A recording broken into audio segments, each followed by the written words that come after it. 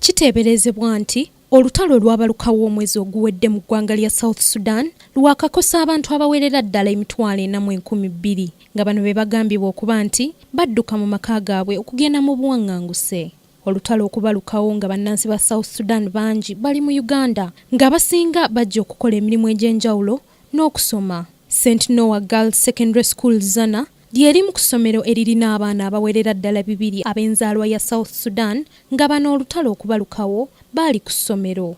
Abaana be twogeddeko nabo mu ssomero lino beeraliikirivu nga tebamanyidde ddala ki ekyatuuka ku b'eŋŋanda zaabwe e South Sudan okuva olutalo we lwabalukawo omwezi oguwedde. Abaana bano abasinga tebawulizangako na ku bazadde baabwe ekibaleetera okweraliikirira nti bandi bamu abo abagambibwa nti battibwa mu lutalo.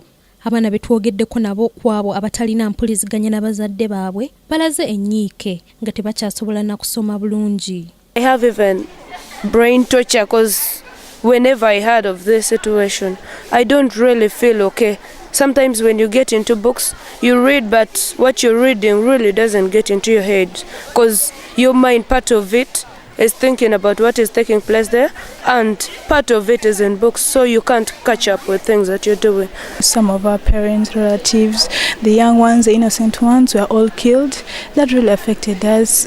We lost concentration in class. All we could think of was if they're really safe, if the war has stopped, or if it has reduced. Abaana bano era bali ku bunkenke olw'abannaabwe abaali bazzeeyo ewaka okufuna obuyambi ng'olutalo tebunnabalukawo nga kw'otadde n'abo ababadde babalabirira naye nga mpaka kati tebannabawulizaako n'akamu.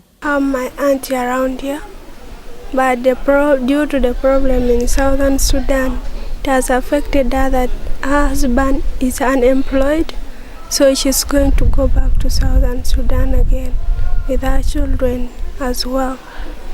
So it will be so hard for me and my brother plus the nephews who are staying here for us to live life without her. My parents are all back there in Sudan. As I talk now, I've spent like 2 years without seeing a mother and a father. I don't want anything bad to happen to my homeland. I want my homeland to stay safe and in peace.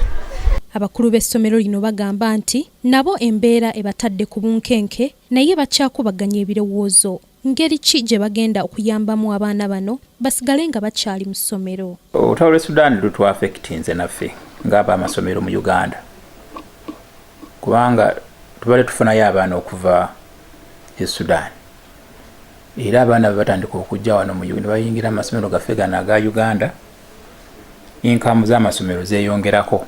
Nja kusaba nti olutalo bano abali mu ntalo ezo eyo e Sudan nabo beekubemu mu kifuba balabe embeera kubanga olutalo olubeerawo bintu bingi byonooneka.